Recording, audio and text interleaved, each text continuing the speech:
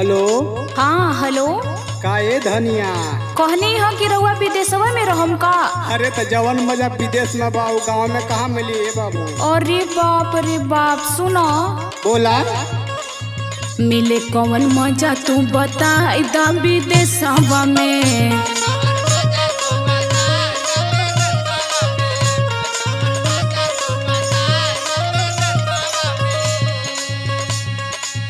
ओ मजा मिले ना कसैया अपना देशवा में। ओ मजा मिले ना कसैया अपने देशवा में। मिले कौन मजा तू बता दा विदेशवा में।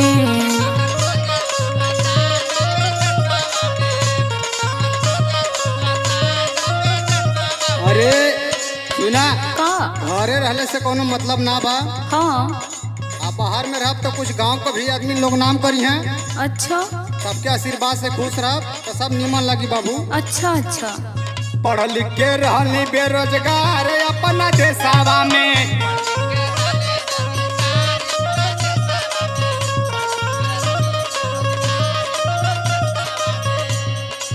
मिलल पगार बढ़िया आ गईली विदेशवा हो आ गईली विदेशवा में।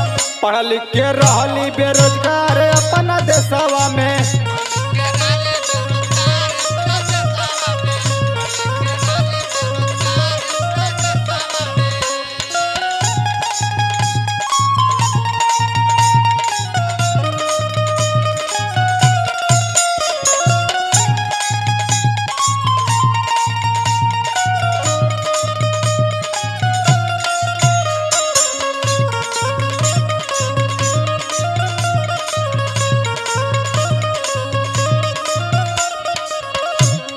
सोनर हुनर लेके सैया हो गईला विदेशी।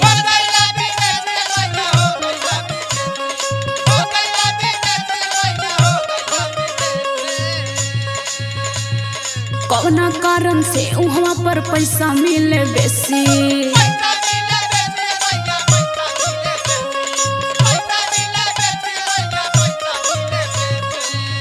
कौना कारण तू विदेशी हो गईला। इतना ज्यादा पैसा तो के मिले लगल वहाँ। काहे न मिली रे बढ़िया पगार है। सुनो सोनर हुनर लेके सैया हो गईला विदेशी। कौना कारण से वहाँ पर पैसा मिले बेसी। बानी परेशान जिंदगी पड़ल बा कॉलेजवा में। बानी परेशान जिंदगी पड़ल बा कॉलेजवा में। मिले कौन मजा तू बता दा विदेशवा में।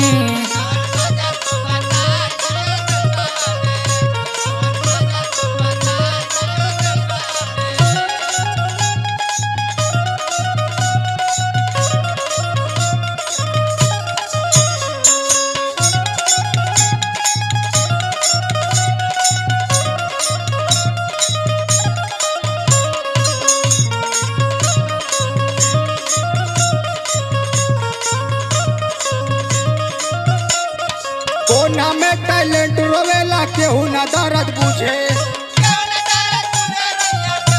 केहू ना बुझे ये धनिया। रुपया सोरस के आगे अब तनी का डर ना सूझे।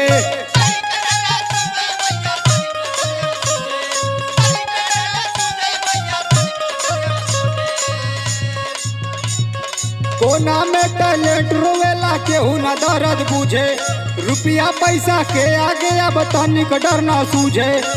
क्वालिटी न पर के बैठल चोरावन के भेसावा हो। चोरावन के भेसावा हो। मिले पगार बढ़िया आ गईली विदेशवा में।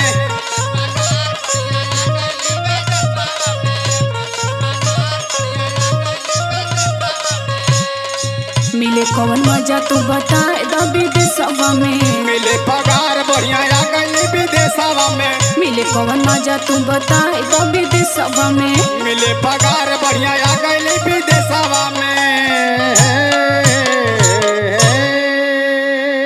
अरे तो कम से कम छुट्टिया में तो आ जाइल करा।